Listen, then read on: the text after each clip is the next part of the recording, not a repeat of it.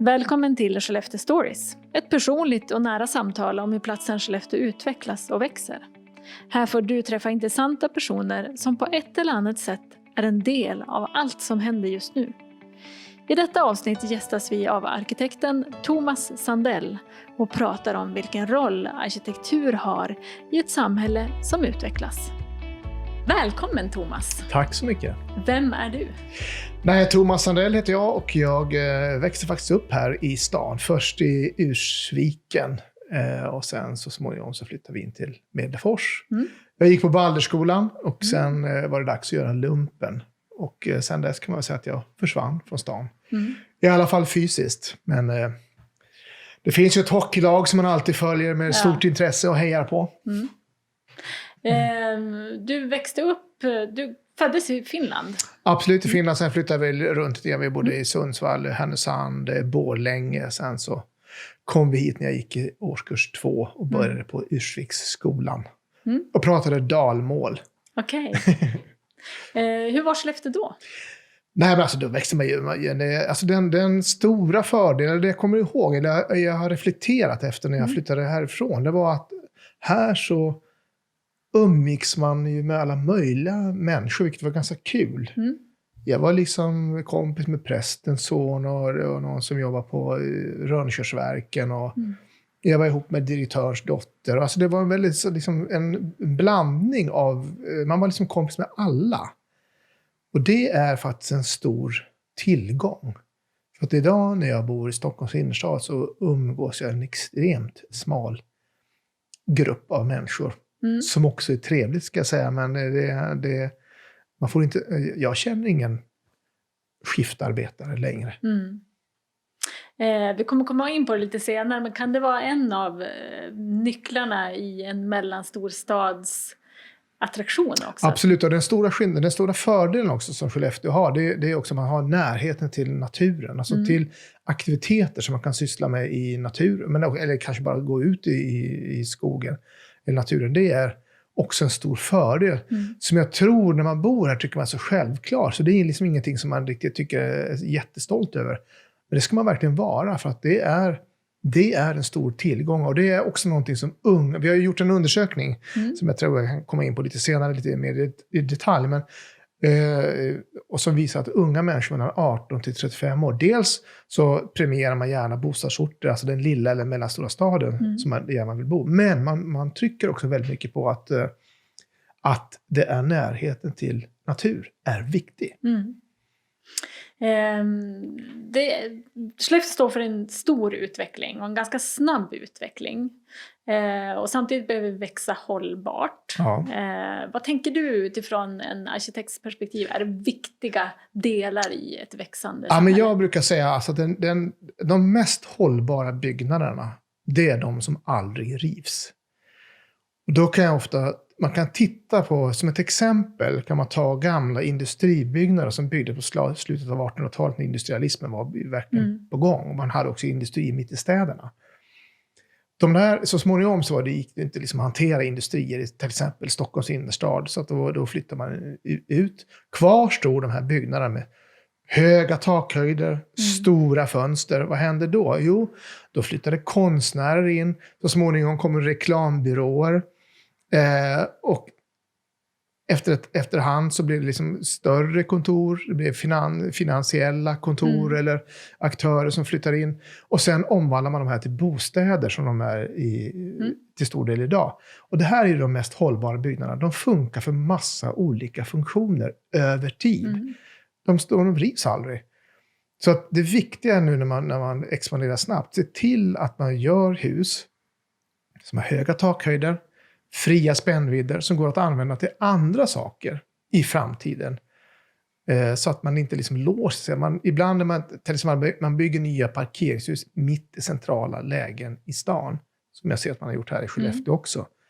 Se till att man gör de här parkeringshusen för annat än för bilar. För bilarna kräver ungefär 2,10 takhöjd. Finns ingenting annat, de funkar inte till något annat. Ska du bygga bostäder så måste det vara 3 meter. Kontor till och med lite högre.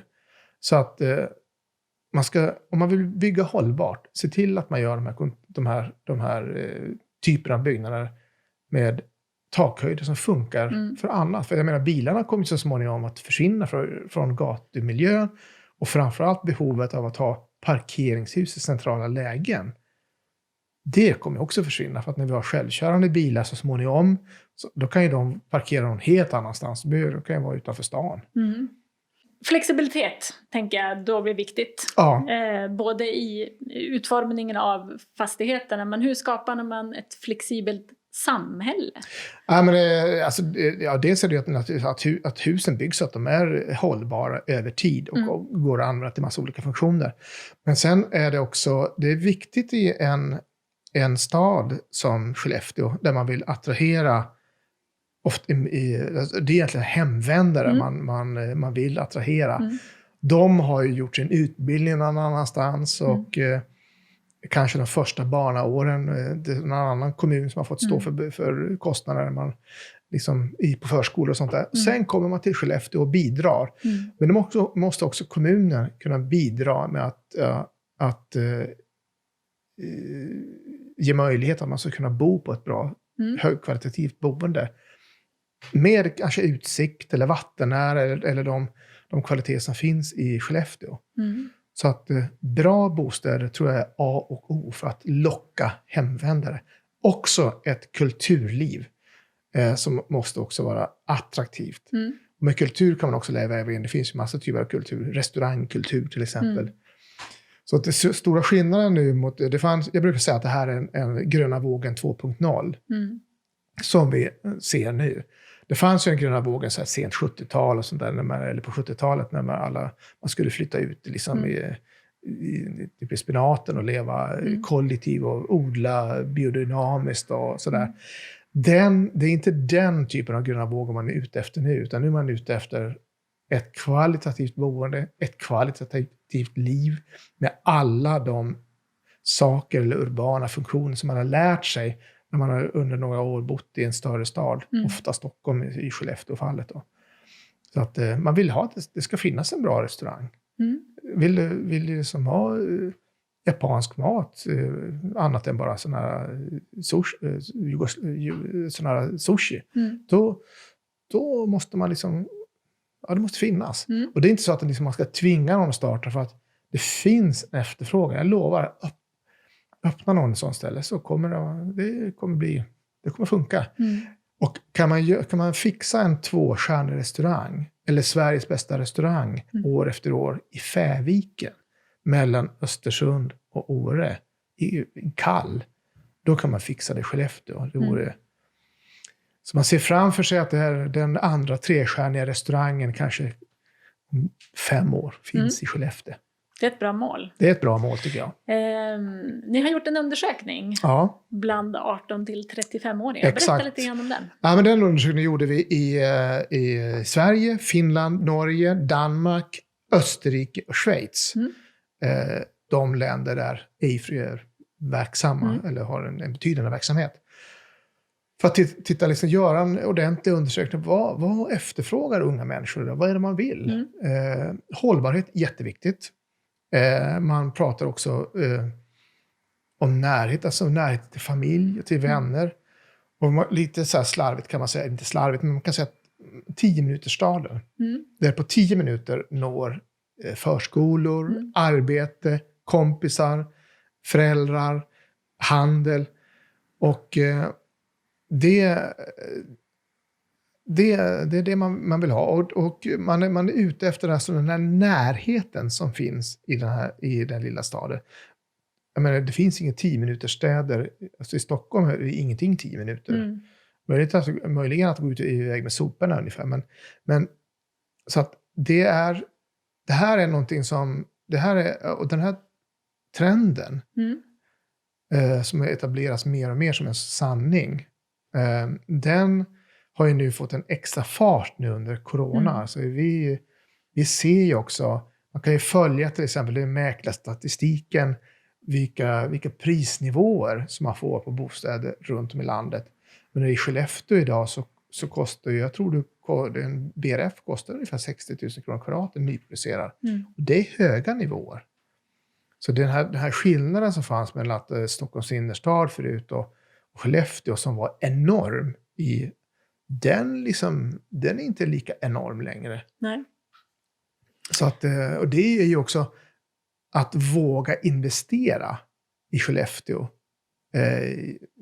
Det är ju no-brainer, höll jag på att säga. Så att det gäller ju för kommunerna nu att se till att man har detaljplaner. Alltså dokument som talar om vad du får bygga. Och hur stort och sådär, och hur det ska se ut. Det är ju viktigt. Så att kommunen måste liksom vara beredd nu. Så att, och jag tror att man pratar om 5 000 nya lägenheter i Skellefteå. Och då måste man ju se till att man har planer för det också. Ja, precis. Annars kan man ju inte bygga. Närheten till natur är också någonting som ni nämner i undersökningen. Vilken typ av natur? Vad tänker man då? Nej, men jag tror att alltså det är enkla saker. Gå ut i skogen. Men också att... jag höll ju själv på att... jag tävlade i längdåkning som junior när jag bodde här. Och man visste inte det. Man var ju bortskämd med skidstaden här. Det var ju liksom preparerade spår och det var liksom... Jag tror man åkte runt med den här spårmaskinen 2 gånger per dag. Och liksom preppa de här spåren. Det var liksom skate och liksom... Och sen så skulle jag fortsätta med skidkarriär i Stockholm och tjänare. Det var liksom hundar och pulker och Hellasgården. Och spåren gick så här. Det var liksom inte... Och det tänkte man inte på då. Inte underligt att det inte finns några skidstjärnor från Stockholm. Det finns ju inga spår. Numera finns det ingen snö heller, så det är ju inte... Nej. Eller så är Bröderna Blomqvist kommer från Lidingö faktiskt. Men annars så... Men det finns... Man har en massa fördelar här som jag tror att när man bor här, man tänker inte riktigt på det. Men du har varit borta ett tag. Vad är det fler för fördelar som du har förstått värdet av nu i efterhand? Ja, men just den här sociala hållbarheten, att man liksom umgås med alla typer av människor som verkligen berikar ditt liv.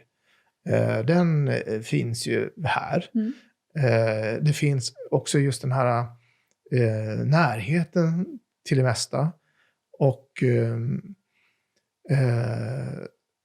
sen så är det ju saker man kanske också tycker att Skellefteå kan utvecklas med. Jag tror till exempel att man ska ha, nu var det ju länge sedan jag flyttade härifrån, men det ska finnas någon sorts öppenhet. Man bjuder hem folk och liksom flyttar man hit som en utomkommande, man kan till och med komma hit från andra länder.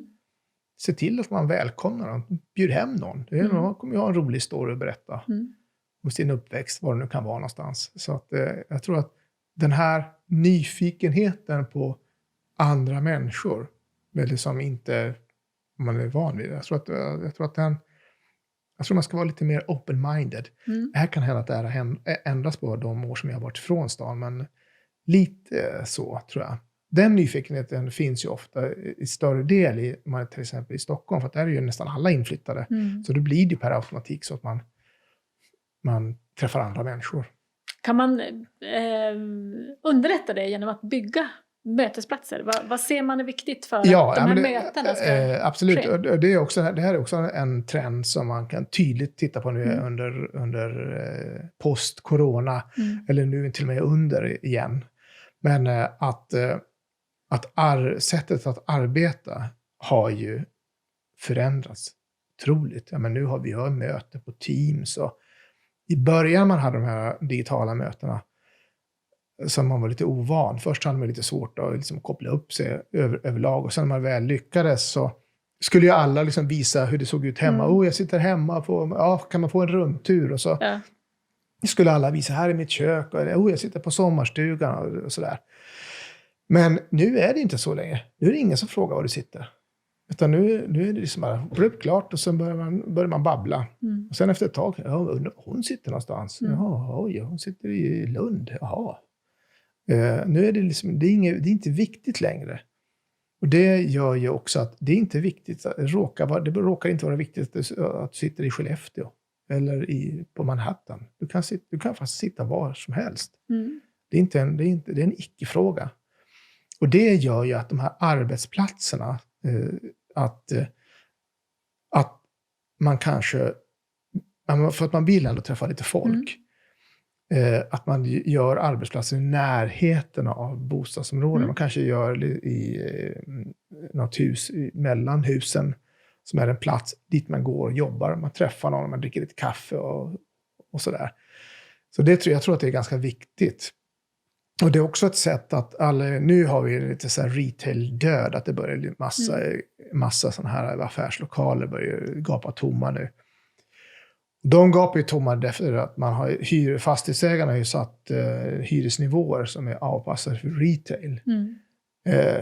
Och än så länge så hoppas man ju på att det ska komma en ersättare, någon som vill hyra den där till samma hyresnivåer. Men det kommer antagligen inte att hända. Så som småningom så får man skriva ner de där fastighetsvärdena och hyra ut dem på helt andra nivåer. Men då kommer det komma in roliga grejer. Då kommer det komma in någon sån här specialaffär som säljer skateboardhjul eller någon som säljer ägg. Alltså specialbutiker. Då kommer det hända roliga grejer. Och det kan också bli ytor där man faktiskt så småningom kan sitta och jobba. Och så utifrån det så kanske någon som tycker det är skitkul att sitta och jobba. Kanske ska ställa in en kaffeapparat och börja sälja kaffe också. Det kommer hända en massa grejer också i stadsrummet. På grund av att man kommer att vara tvingad att sänka hyrorna i de här retail-lägena. Och så man kan säga att det blir någon typ av decentraliserade mötesplatser. För vi har haft ganska storskaliga mötesplatser. Stora event. Många människor ska träffas. Hur kan ett samhälle ställa om då? Hur gör vi den här omställningen? Ja, men jag märker redan nu, alltså de uppdragsgivare som jag har som arkitekt är att dels så efterfrågar man nu större lägenheter helt plötsligt. Förut, för 3 år sedan så ritade vi så små lägenheter som möjligt. För att det visste man, det var jättelätt att hyra ut, jättelätt att sälja små lägenheter. Och man tjänade ganska bra på dem. Nu visar det sig att man tjänar till och med lite mer på att bygga stora lägenheter. För att efterfrågan på stora lägenheter finns i allra högsta grad. För till exempel i Stockholms innerstad så vet jag om mäklare att det finns inte så många lägenheter som är 300 kvadratmeter. Men när de väl kommer ut på marknaden så har de högre pris per kvadratmeter än en etta i samma hus. Det finns så få. Och det borde liksom, så det finns ju ett intresse av att bo i lägenheter fast de ska vara stora. Så det är också ett tips till fastighetsinvesterare. Så decentraliserade mötesplatser, lite större bostäder. Som också har drivits av corona. Eftersom man sitter hemma och jobbar. Eller hemmet har blivit viktigare. Det finns också 2 andra trender som med corona. Det är att skilsmässofrekvenserna sticker i höjden. Och barnafödandet ökar också. Så det finns ju 2 delar av den här konsekvenserna av att man sitter hemma. Som också intressant att titta på. Vi kommer behöva fler bostäder oavsett. Och större bostäder. Större bostäder. Framförallt. Alltså det finns en efterfrågan på större bostäder. Det är helt klart. Hållbarhet blir viktigt. Hur bygger vi in hållbarhet utifrån alla olika perspektiv i våra samhällen? Alltså jag tycker att dels man ser till att man har så kallad social hållbarhet. Alltså olika upplåtelseformer. Det händer. Ett samhälle mår bra av upplåtelseformer på alltså både hyres- och äganderätter. Det blir liksom någonting annat. Det blir helt enkelt skojigare. Det blir en roligare stad. Men också, som jag var inne på i början, att se till att bygga bostäder så att de aldrig rivs. Har man det, liksom, det är mindsetet. Här kåken ska jag fast aldrig riva. Tänk långsiktig förvaltning. Även om du inte förvaltar den själv. Så den du säljer till kommer att du kommer att kunna ta ett värde på att det är ett hus som går att förvalta för lång tid. Bygg, ett exempel, i entréhallarna, gör stengolv istället för vinylmatta. Det är dyrare att lägga in, men så mycket dyrare är det inte. Men i förlängningen är det otroligt mycket billigare att bygga stengolv. För att det kan du klampa runt på i 300 år. Och ekonomisk hållbarhet. Vad har vi för trender där inom? Ja, nej men alltså att fastighetspriser över tid har ju alltid visat sig vara en ganska bra investering. Det är väl återigen här att bygg bra så lönar det sig i längden. Och jag tror faktiskt också att det är så att det korta perspektivet också, att man bygger bra, att det lönar sig. Du slipper en massa problem med anbygganmärkningar som ju kan ta död på de flesta kalkyler. Alltså man behöver ha slarvbyggt, läcker, måste byta fönster, det funkade inte och sådär. Så får man göra efterarbeten och det äter ju på, liksom, på marginalerna, och det är sånt som fastighetsägare inte gillar. Och så vet jag också att de stora investerarna som förut, alltså internationella, till exempel stora pensionsfonder som har investerat i Sverige, de har ju tidigare enbart varit intresserade av Stockholm, och då inte Stockholm i stort utan bara Stockholms innerstad. Bara. Men nu vet jag att nu investerar man i alltså lite mellanstora städer som Linköping, Jönköping, på sådana platser. Nu är man liksom, och Göteborg och Malmö, nu är man liksom där och investerar. Och det här kommer naturligtvis, eftersom nu fastighetspriserna, eller det man får ut utav slutkunder, börjar, alltså i Skellefteå, det är inte så stor skillnad längre mot kanske Linköping och Skellefteå. Det är så att självklart så kommer man ha de här stora investerarna också börja titta på Skellefteå så småningom. Kanske inte just nu, men jag lovar det kommer. Ja, men de är lite nyfikna. Ja, det tror jag absolut. Du pratade om att det bör finnas detaljplaner. Ja. Att man ska bygga flexibelt, långsiktigt. Vad är det mer som krävs för att man snabbt ska kunna bygga, men ändå bygga hållbart? Ja, men, alltså, jag tror att man ska bygga lite, alltså förtäta där det är möjligt att förtäta. För att hög densitet skapar också liksom friktion mellan människor som gör att det blir en massa. Och då kommer det, liksom, det blir underlag för en lite närbutik och kanske den här ostbutiken jag pratade om. Den vietnamesiska restaurangen. Så att det blir det brukar man säga den stadsdel i Sverige som har högst densitet, det är Södermalm i Stockholm. Där man bor alltså ungefär 2,0 alltså antalet byggda kvadratmeter per markyta. Jag gissar, utan att kunna den här siffran exakt, men jag gissar att Skellefteås innerstad har ungefär 0,7 skulle jag tro. Så man har ganska lång bit kvar till att uppnå 2,0.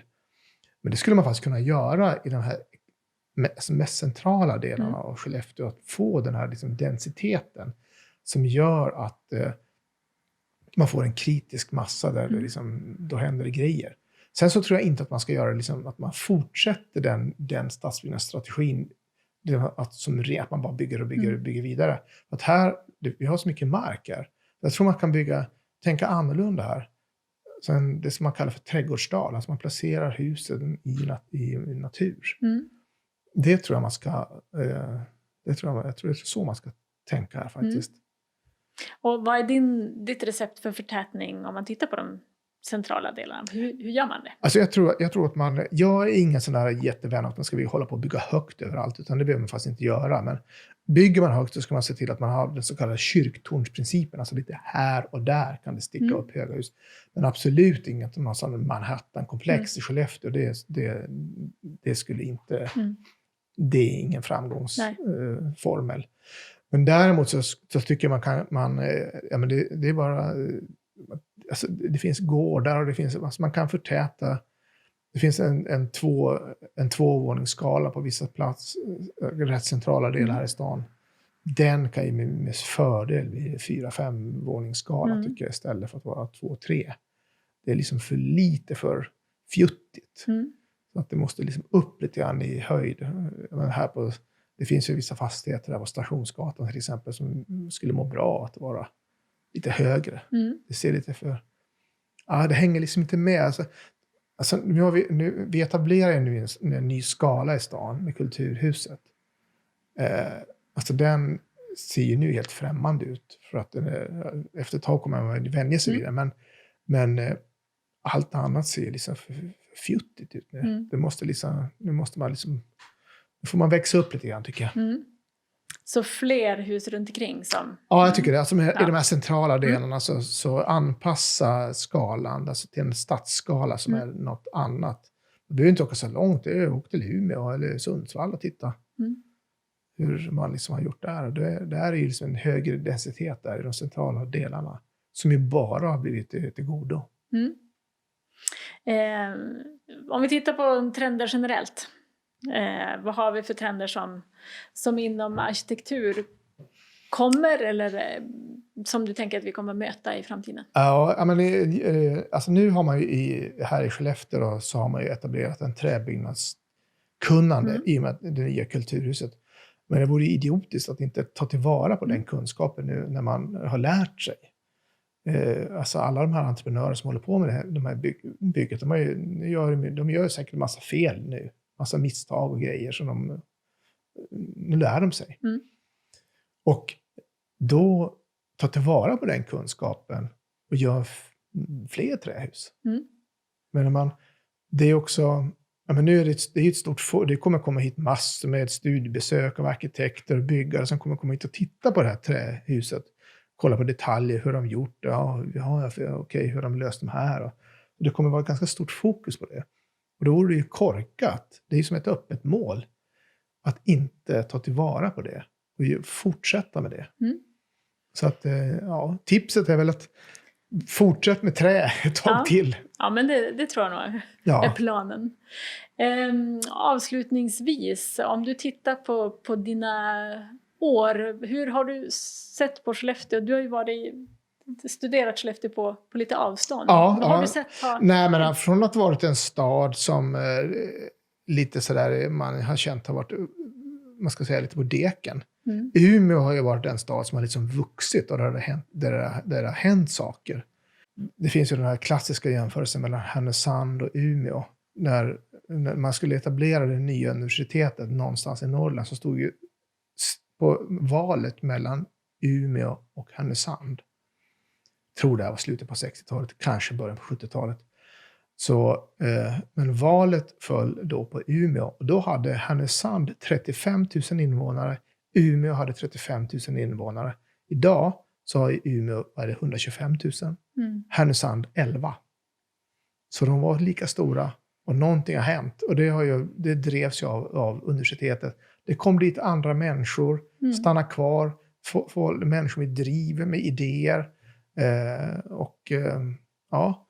Så det har ju drivit expansionen där. Och jag menar, nu kommer det komma hit massa nya roliga människor som med Northvolt och allt möjligt som kommer flytta hit.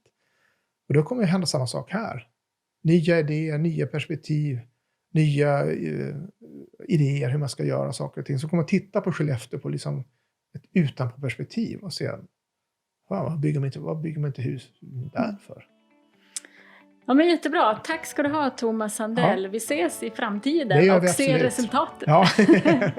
Kommer tillbaka och kolla på trähus. Ja.